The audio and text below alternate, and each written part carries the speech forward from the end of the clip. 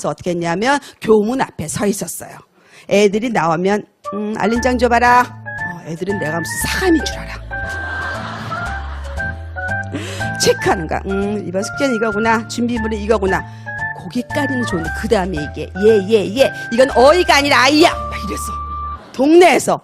얼마나 이상한 엄마였겠어. 예, 그런 것처럼 그런 아이가 멀쩡하게 커서 멀쩡하게 대학을 다니고 지금 공부하고 있고 정말 아름답지. 그때 내가 안달이 나서 얘를 어떻게 하나요? 얘는 쓰기도 못하나요? 알린장도 못 쓰나요? 얘는 바본가 했다면 어떻게 되겠어? 걔는 진짜 바보로 살아갈 수도 있을 것 같아. 그렇죠. 부모는 자식을 믿어야 되는데 이 믿는다는 거는 우리 애는 잘할 거야. 정말 잘할 거야. 훌륭한 사람들 이게 아니야. 우리 애는 실패해도 괜찮아. 다시 일어날 거야. 그리고 난 이 아이를 도와줄 거야. 괜찮아. 넌 더 잘할 수 있어. 이게 믿음이야. 이게 믿음. 즉 아이는 실패하는 만큼 잘합니다.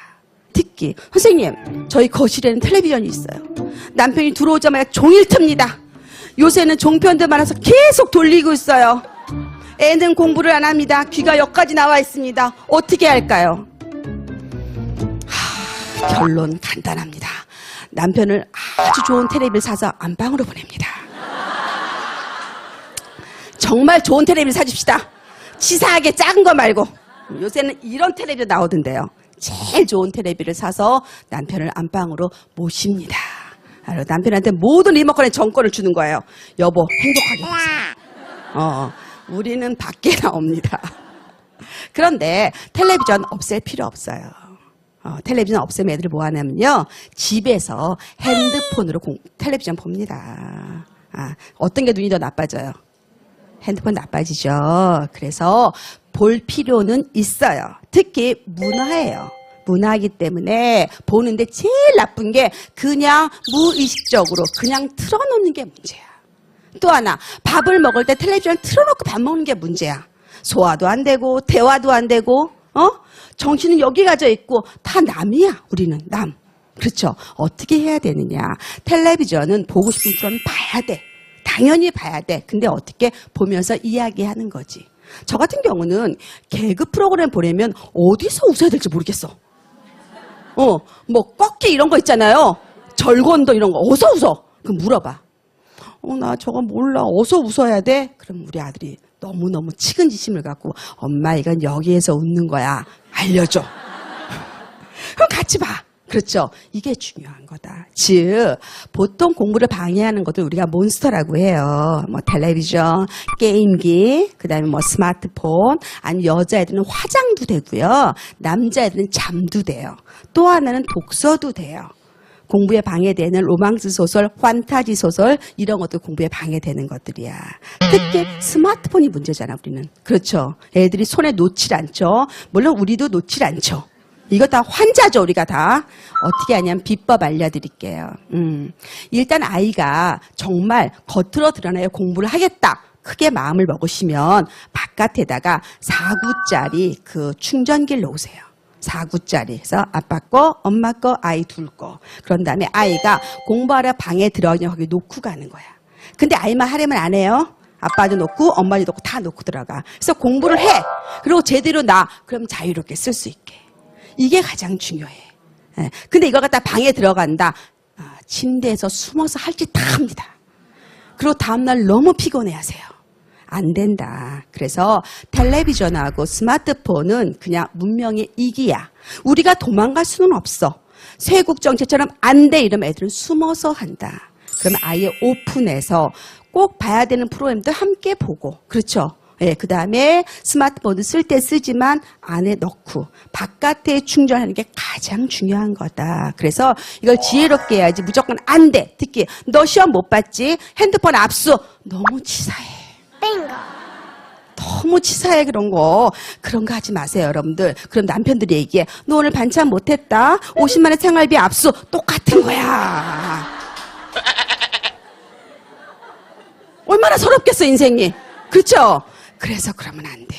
저는 항상 이사를 하면 현관 옆에다가 큰 전신 거울을 걸어놔. 그래서 아이들이 외출하기 전에 자기의 옷 매무새를 볼 수 있게 도와줍니다. 그럼 아이들이 와요. 이렇게 스스로 옷을 입고 엄마 나 이거 어때? 또 어떤 아이는 엄마 나 이거 신을까? 이거 신을까? 이렇게 물어봐. 그렇죠. 그럼 내가 체크해줘요. 그럼 애들이 나가서도 당당한 태도를 보이는 거지. 작은 센스가 아이를 자신 있게 만든다. 또 하나 이타, 남을 사랑하는 거. 어떤 거냐면 자 우리 아이가 학교에 갔어요. 근데 보통 중학교가 되면 팀 프로젝트라 해서 4명이 모둠으로 수업을 합니다. 그렇죠? 예, 수행평가하죠? 그런데 엄마들이 꼭 그래. 왜 너만 하니? 딴 애들은 안 하잖아. 점수는 같이 맞잖아. 마치 타인을 위해서 일한 거를 희생이라고 생각해. 엄마의 피드백이 되게 중요해. 근데 어떤 엄마는 어떻게 하냐면 자 중학교 때 요리를 해. 요리 남자애들도 하죠. 그런데 이 엄마는 되게 현명한 엄마야. 예, 4명인데 혹시 다른 엄마는 준비물을 안 가져올 수도 있어. 그러니까 네가 넉넉히 가져가. 이런 엄마도 있어. 그래서 걔는 수행평가 1등이야.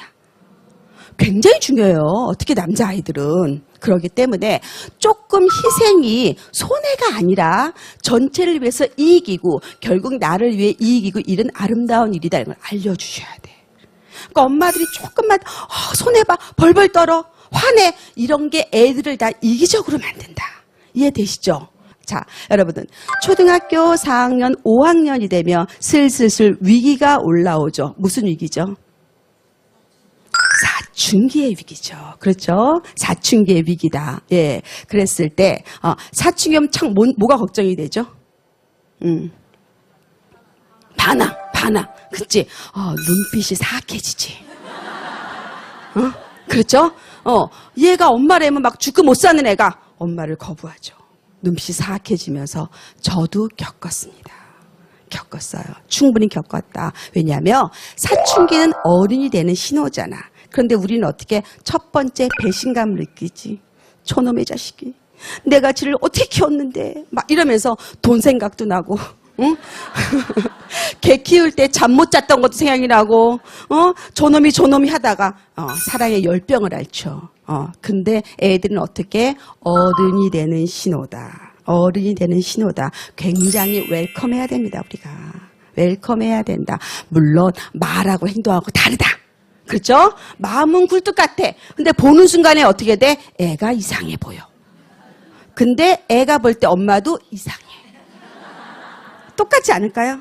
그렇죠. 자, 사춘기 얘기는 2부에서 더 진하게 풀어놓겠습니다. 오늘 강의는 여기까지 하고요. 다음 주에는 사춘기부터 시작하는 샤론 코치의 실패담과 성공담을 말씀드리겠습니다. 감사합니다. 네.